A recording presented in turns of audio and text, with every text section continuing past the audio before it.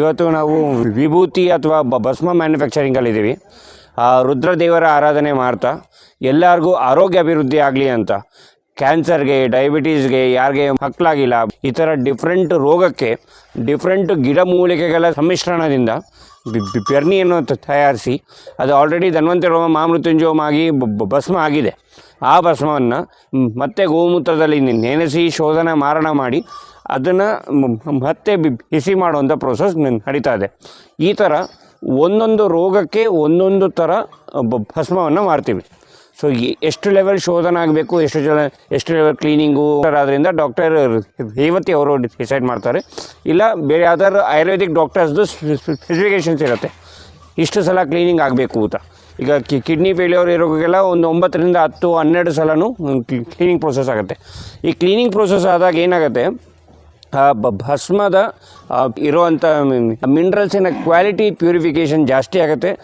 ಜೊತೆಗೆ ಇದರಲ್ಲಿ heavy metals ಇದ್ದರೆ ಹೆವಿ ಮೆಟಲ್ಸ್ ಎಲ್ಲ ಕಡಿಮೆ ಆಗುತ್ತೆ. ಇದು ಶ್ರೀ ವೃಂದಾವನ ಗೋಶಾಲ. ಈ ವೃಂದಾವನ ಗೋಶಾಲ 2017ಇಂದ 106 ಹಸುವಿಂದ ಗೋವಿಂದ ಶುರುವಾಗಿ ಈಗ 160 ದೇಶೀಯ ಹಸುಗಳಿದೆ. ಇದರಲ್ಲಿ ನಾವು ಬರೀ ಗೋಶಾಲೆ ಒಂದೇ ಅಲ್ಲ, ಇದರ ಬಗ್ಗೆ ಒಂದು ಸೈಂಟಿಫಿಕ್ ಸ್ಟಡೀಸನ್ನು 2010ರಿಂದ ಮಾಡ್ತಾಯಿದ್ವಿ. ಗೋಶಾಲೆ ಶುರುವಾಗಿದ್ದು 2017ಅಲ್ಲಿ. ಆ ಭಸ್ಮದ ಇಂಪಾರ್ಟೆನ್ಸ್ ನಮಗೆ ಗೊತ್ತು. ಆ ಭಸ್ಮದ ಸ್ಪೆಸಿಫಿಕೇಷನ್ಸ್ ಮಾಡಿ ಇದರಿಂದ ನೆಕ್ಸ್ಟ್ ಲೆವೆಲ್ ಆಲ್ಕಲೈನ್ ವಾಟರ್ ಆಗಲಿ ಎಲ್ಲವನ್ನು ಮಾಡುವಂಥ ಪ್ರೋಸೆಸ್ ಇದೆ. ಇವತ್ತು ಶಿವರಾತ್ರಿ ಹಬ್ಬ ಆದ್ದರಿಂದ ರುದ್ರದೇವರನ್ನ ಹೆಂಚ್ಕೊಳ್ತಾ ಆ ಮಹಾಮೃತ್ಯುಂಜಯ ಮಂತ್ರದಿಂದ ಈ ಭಸ್ಮ ಆಗ್ತದೆ. ಇದು ಆಯುರ್ವೇದ ಪ್ರಕಾರ, ನಮ್ಮ ಇದರ ಸಂಹಿತೆ ಪ್ರಕಾರ, ವೈದಿಕ ಪರಂಪರೆ ಪ್ರಕಾರ ಈ ಭಸ್ಮವನ್ನು ಮಾಡ್ತಾಯಿದ್ದೀವಿ. ಇದನ್ನು ನೀರಿನಲ್ಲಿ ಊಟಕ್ಕಿಂತ ಅರ್ಧ ಗಂಟೆ ಮುಂಚೆ ಮಿಕ್ಸ್ ಮಾಡಿ ಕುಡಿಯೋದ್ರಿಂದ ಬಾಡಿ ಇಮ್ಯುನಿಟಿ ಬಿಲ್ಡ್ ಆಗುತ್ತೆ. ಈಗ ಕ್ಯಾನ್ಸರ್ ಪೇಷಂಟ್ಸ್ಗೆ ಇಷ್ಟು ಮಿನರಲ್ಸ್ ಒಟ್ಟಿಗೆ ಹೋದಾಗ ಬಾಡಿ ಇಮ್ಯುನಿಟಿ ಬಿಲ್ಡ್ ಆಗಿ ಟಿ ಸೆಲ್ಸು, ಬಿ ಲಿಂಫೋಸೈಟ್ಸ್ ಎಲ್ಲ ಇನ್ಕ್ರೀಸ್ ಆಗಿ ಕ್ಯಾನ್ಸರ್ ಅಗ್ರೆಸಿವ್ ಆಗಿ ಸ್ಪ್ರೆಡ್ ಆಗೋದು ಕಡಿಮೆ ಆಗುತ್ತೆ. ತುಂಬ ಜನ ಫೋನ್ ಮಾಡಿದ್ರಿಂದ ಕ್ಯಾನ್ಸರ್ ಹೊಟ್ಟೋಗುತ್ತೆ ಅಂತ ಕೇಳ್ತಾರೆ. ಈಗ ಒಂದೇನೆಂದರೆ ಆಯುಷ್ಯವನ್ನು ತಡೆಯೋದಕ್ಕೆ ನಮ್ಮಿಂದ ಆಗಲ್ಲ. ಆದರೆ ಭಗವಂತನ ಪ್ರಾರ್ಥನೆಯಿಂದ ಒದ್ದಾಡಿ ಆಯುಷ್ಯ ಕಳ್ಕೊಳ್ಳೋ ಬದಲು ಇನ್ನಷ್ಟು ದಿನ ಚೆನ್ನಾಗಿದ್ದು ಆಯುಷ್ಯವನ್ನು ಎಕ್ಸ್ಟೆಂಡ್ ಮಾಡಿಕೊಂಡು ಆರೋಗ್ಯವಾಗಿ ಹೋಗಿ ಕಡಿಮೆ ಕಷ್ಟ ಅನುಭವಿಸಿ ಹೋಗ್ಬೋದು ಅಷ್ಟೇ.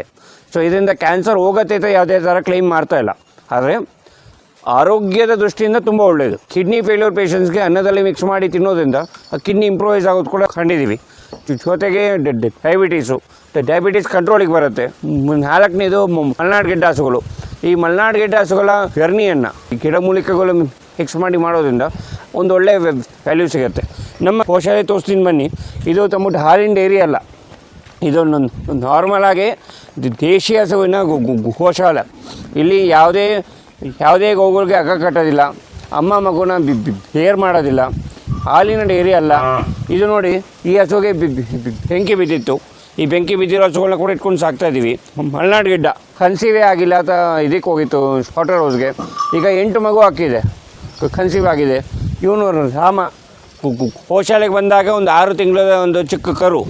ಇವಾಗ ನಮ್ಮ ಗೋಶಾಲೆಯ ಒಂದು ದೊಡ್ಡ ನೋಡಿ ಎಷ್ಟು ಉದ್ದ ಆಗಿದ್ದಾನೆ, ಒಂದು 6 ಅಡಿ ಆಗಿದ್ದಾನೆ. ಈ ಥರ ಅದು ಹಿಂದಗಡೆ ಇರೋದು ಪ್ರಕೃತಿ ಟೈಮಲ್ಲಿ ಹೆಚ್ಚಿಗೆ ಆದಂಥ ಹಸುಗಳು. ಇಂಥ ಹಸುಗಳನ್ನ ಇಟ್ಕೊಂಡು ಸಾಕ್ತಾಯಿದ್ದೀವಿ.